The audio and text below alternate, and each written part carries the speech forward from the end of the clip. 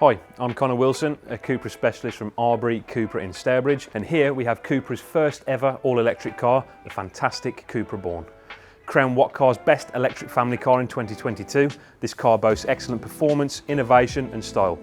I mean, look at it, really looks great. Also, it has phenomenal range on a single charge, and there's a lot to look over as well, so let's get started.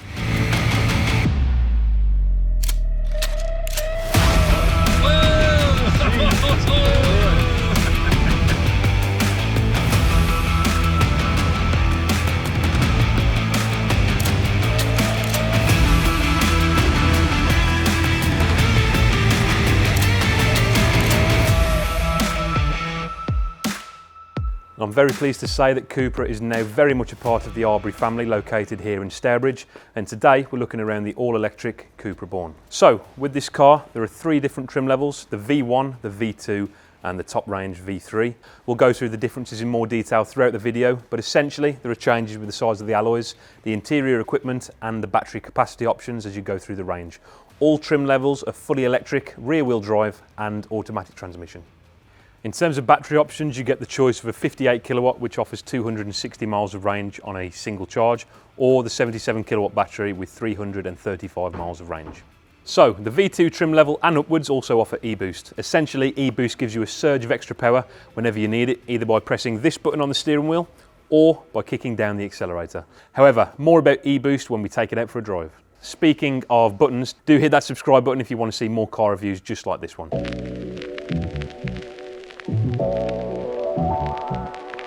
So one thing to mention is, yes, this car does bear many similarities with the VW ID3, which the car is based on. Volkswagen Group do of course own CUPRA. However, I think CUPRA has really made this car their own. They've made it look much sharper and they've given it some really sporty styling. The front is a great example of this as well. It looks angrier, sharper and more performance driven than the VW ID3. The bonnet looks meaner and added the trademark copper styling with the badging and the lower air intake trim as well, which really gives it a superb finish. The front also has these new LED lights that are animated as well, so when you walk up to the car and start it, you get a bit of a light show as well to announce that it's coming alive. Now on the side here we have the alloys. On the V1 trim level you get the 18-inch Cyclone alloy wheels. V2 comes with the 19-inch Typhoon alloys, and the V3 comes with the huge 20-inch Hurricane machined aero wheels to help with the aerodynamics and add more range to the vehicle. Now moving along, you get this nice sporty style skirting along the bottom. That matches the colour of the dark grey wing mirrors too, which also house the indicator lights. A really cool touch is when you open the car door, the CUPRA logo is projected onto the floor. It's reminiscent of the Batman logo over Gotham City, really effective at night and looks just the business. Towards the back, you get this interesting C-pillar moulding diamond pattern that gives the roofline a floating appearance, and also tinted windows all the way around the rear of the vehicle, which you get on the V2 trim level upwards. Under here, you do of course have the charge port for actually charging the vehicle. Now, you could charge your CUPRA Born with a domestic 3-pin plug to a Type 2 connection, but it's highly recommended for you to get a home 7.2 kilowatt hour wall box fitted that will charge your car significantly faster. In fact, it would also take about 9 hours to charge the car fully overnight with the wall box, or if you are on a long journey, it does allow for rapid CCS charging, which will charge your car from 20 to 80% charge in about half an hour. So moving around to the back of the Born, which as a whole looks amazing, there are some really standout features here, including CUPRA's signature light bar going from one side to the other. You see this on the CUPRA Formentor and the Leon as well, and it really is stunning. Again, you have the CUPRA badging in the lovely brushed copper colour. It looks really nice, and then of course this large sporty spoiler with the built-in brake light too.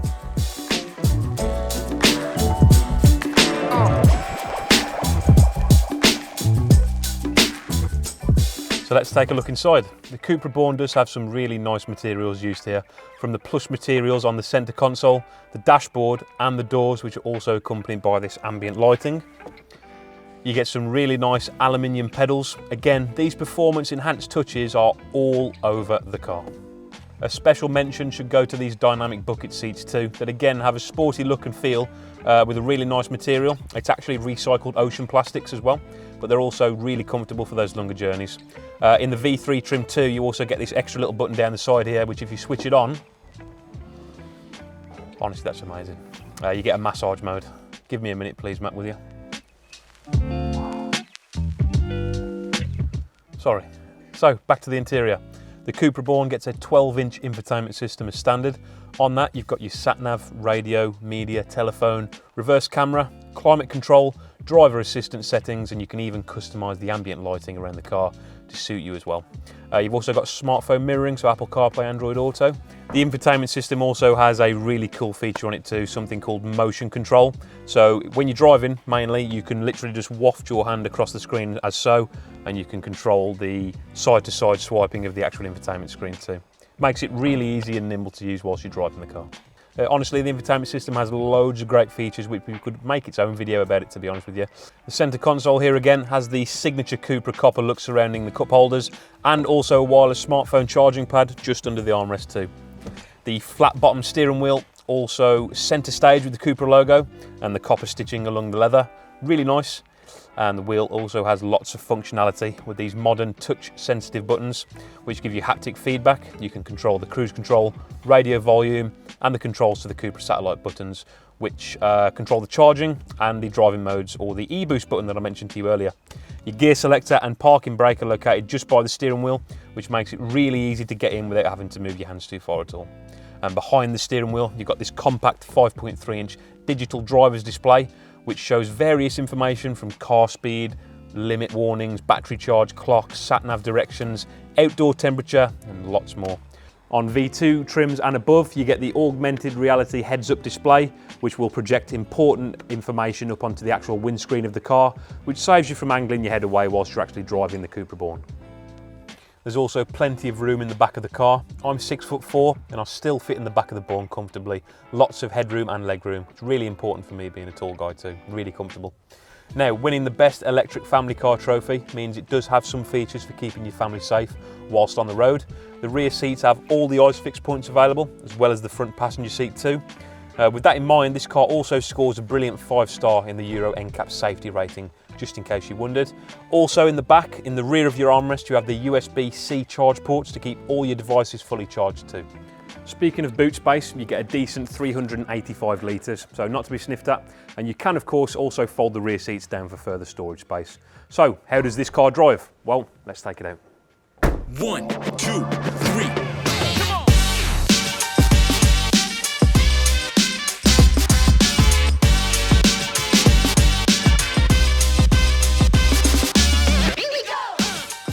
So one of the best things about the CUPRA Born is its keyless go technology.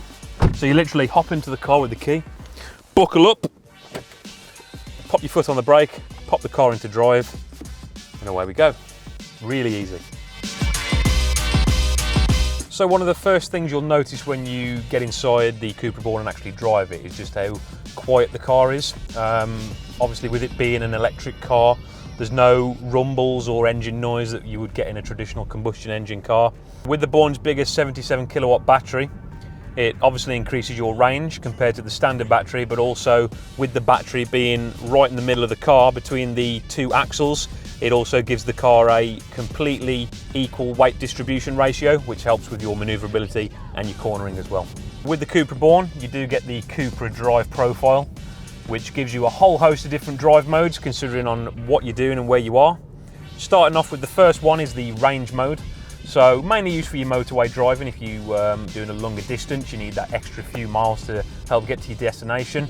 In range mode and all the other drive modes as well, you can flick the drive selector into B mode, which brings on your regen braking. So when you come off the accelerator, the CUPRA Born will start to automatically brake, which then puts an extra bit of juice back into the cells. Moving on to the next mode, it would be the comfort mode. So if you're just driving around town and you want to alleviate the suspension a little bit, help with those little bumps and nicks that you may get on some potholes and stuff like that, pop the car in comfort mode, and again, that will really help your ride, even though it's really comfortable already. Moving on, if you're feeling a little bit more of a thrill, you can pop the CUPRA Born into performance mode, which will increase your throttle response time, firm the suspension up ever so slightly, and also make the steering a little bit firmer. And if you're feeling even more daring than that, you can pop the car into CUPRA mode, which will give you that really, really fast CUPRA flair to the car, really increase your throttle response time and stiffen up the suspension and the steering even more. There is an extra mode, as you can see on the end, it's called individual mode. If you wanted a mixture of all 4 of those, you can tailor your specific needs in individual mode. So for example, if you wanted the battery and range, but you wanted your suspension in CUPRA mode, that's where you would do that in the individual setting as well. Do you remember earlier when I mentioned the e-boost button on the CUPRA Born? So basically that will increase your overall horsepower from 204 to 230 for a short window. So you just press the CUPRA button on the steering wheel and then it goes. Really, really fast. So before electricity prices spiked, CUPRA did say that the average Born owner will save about £730 a year compared to the average combustion engine owner. But even with the enhanced spikes in electricity costs, you will save a little bit more money, obviously compared to a normal engine car as well. There's no oil changes on a CUPRA Born. If you use the regen braking, your brake pads are going to last longer as well. And obviously it's free tax because it's an electric vehicle too. So there you have it, the awesome CUPRA Born, a stylish electric car with superb build quality, bringing electrification to the CUPRA lineup.